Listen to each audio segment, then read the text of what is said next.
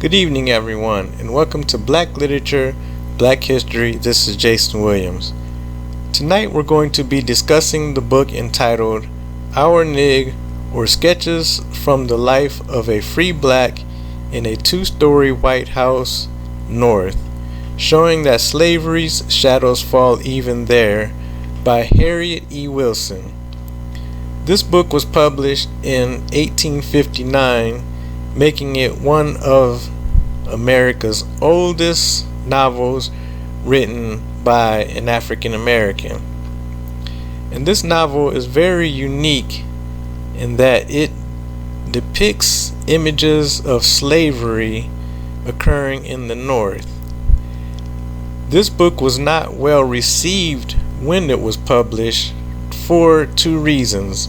The first reason being that which I just mentioned, that it criticized images and practices of slavery in the North, as this book takes place in Massachusetts and in New Hampshire. And number two, as the preface of the book states, this book was written to appeal to the black population.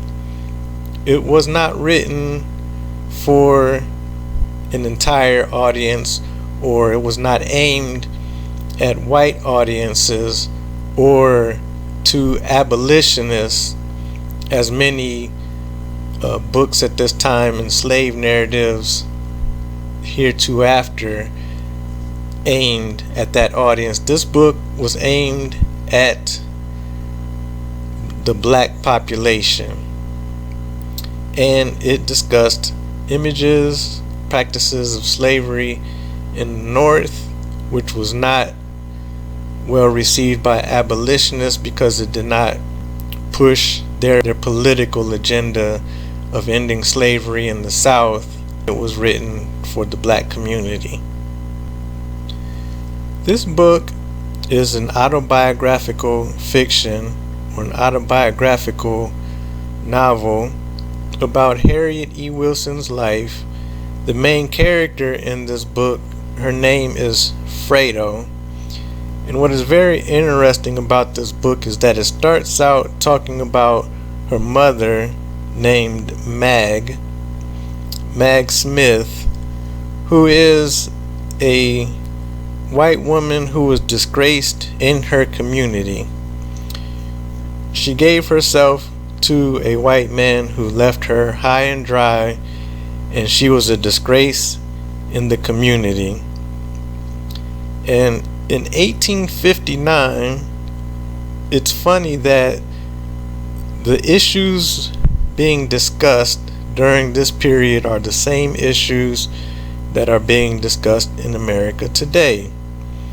For example, Harriet E. Wilson writes that Mag Smith was looking for work to sustain herself because she did not have a husband. She was bottom of the barrel in the community, and it says this about her toil for work.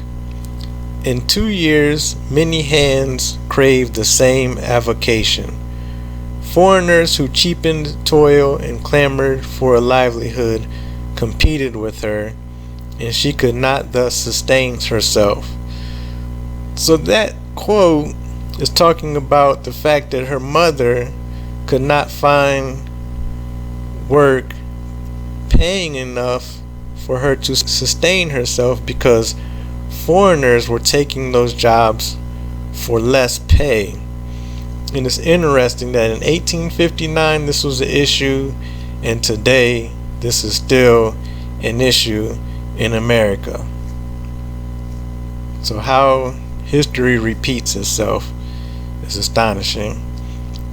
And then further, what I found very interesting, even enough to make you cringe, is the discussion about black men taking in the bottom of the white community, taking it in, embracing, and marrying women who are outcast by the white community.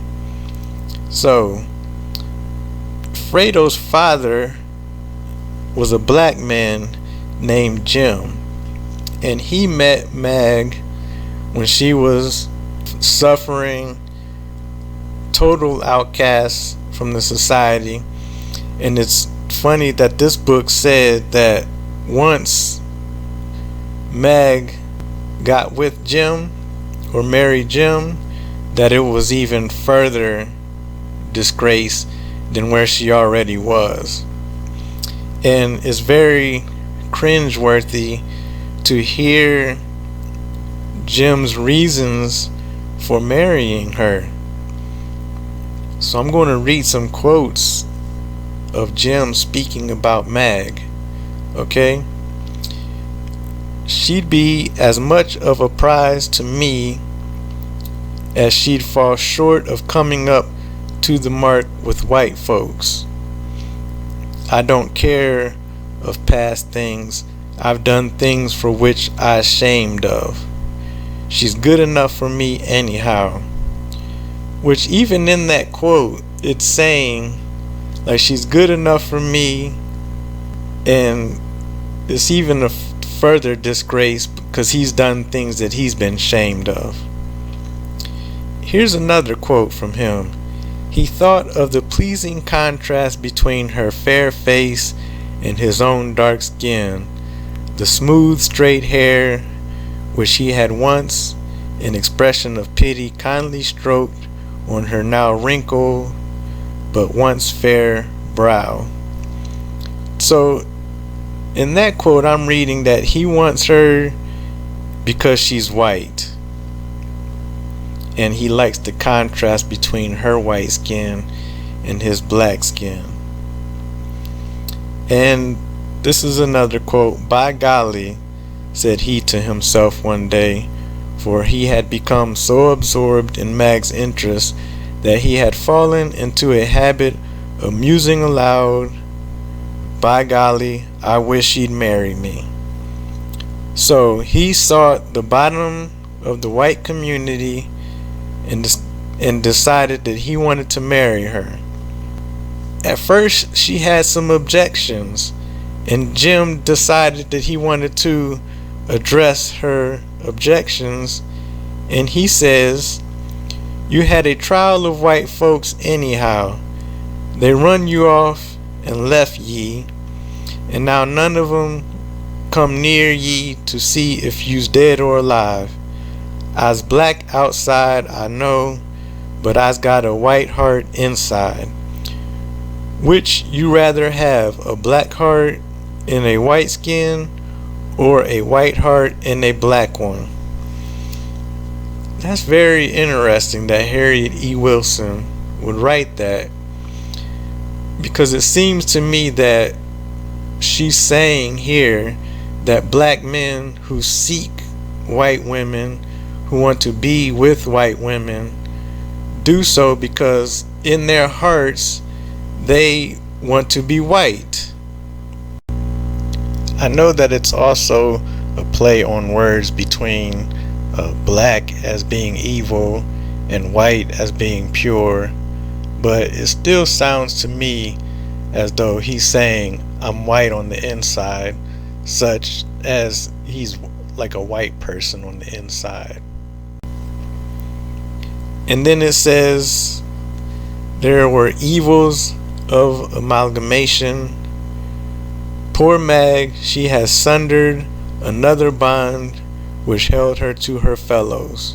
She has descended another step down the ladder of infamy, which means that when she decided to take union with a black man, that first there's amalgamation, which means mixing white with blacks, and then she descended another step down the ladder of infamy, which means she was totally outcasted from the white community for marrying a black man. There's no return from that during that time period.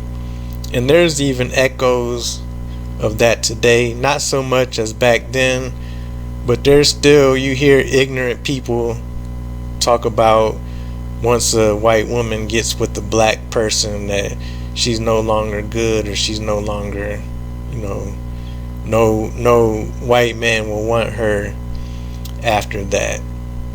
In the DNA of the US, there is that racism, which we still look at many interracial relationships like that.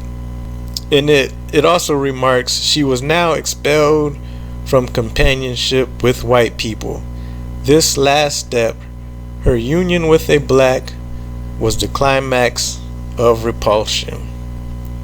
So she married Jim, who is Frado's father, and then he dies of consumption, which was a very sickening illness back then that killed many people.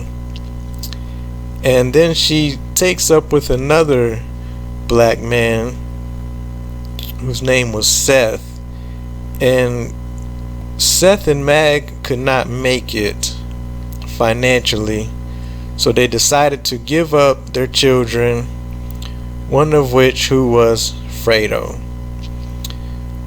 Now their reasoning for giving up Frado was because they could not support her financially. And the way that they gave her up was they took her to some white people that they knew, dropped her off there, told the white people, who were named the Belmonts, that they'd be back to pick her up, and they left her and never returned.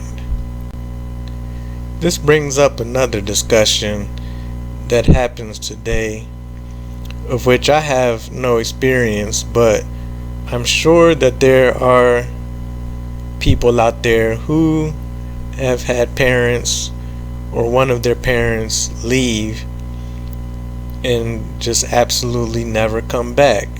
And I know that that's a horrible experience to have, and Frado addresses it when she was with the Belmonts. It said, Frado waited for the close of day, which was to bring back her mother. Alas, it never came. It was the last time she ever saw or heard of her mother.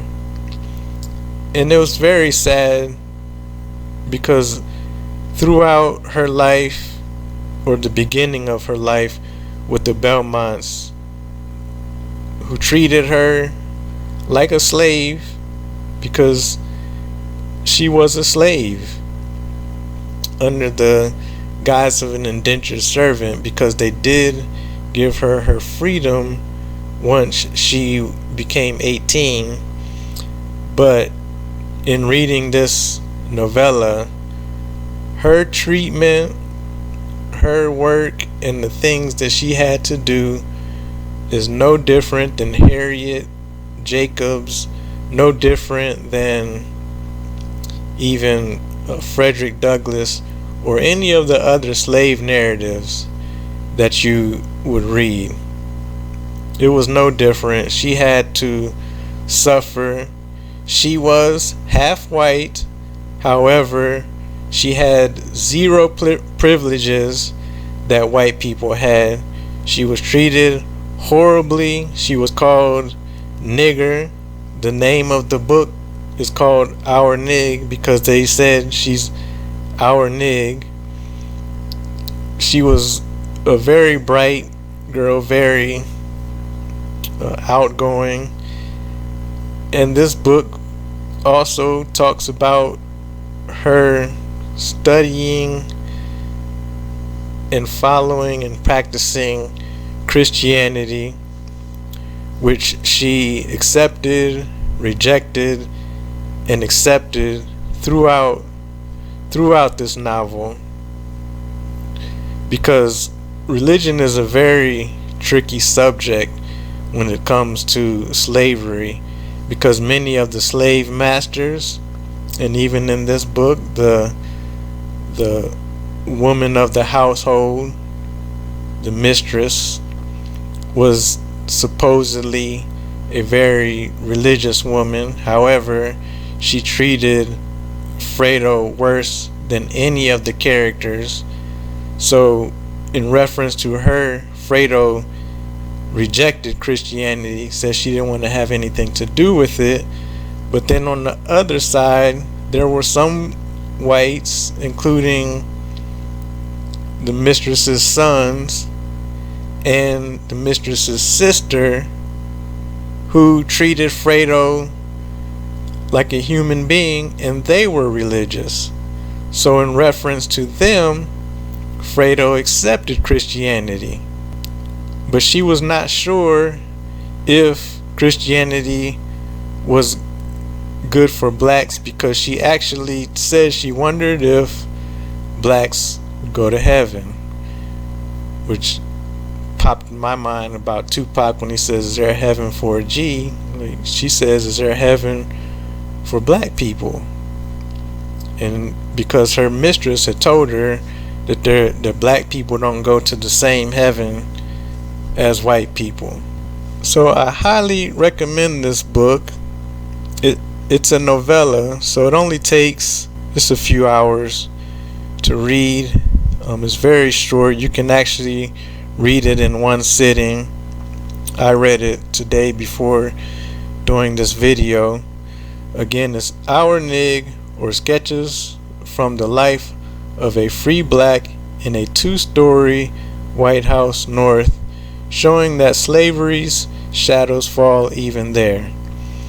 Yes, I highly recommend this book. It talks about many issues going on back then that still go on today, and it even continues to talk about Frado's life after she was released from service at age 18, and her trials and tribulations after she left the Belmont's house. She actually met some fugitive slaves.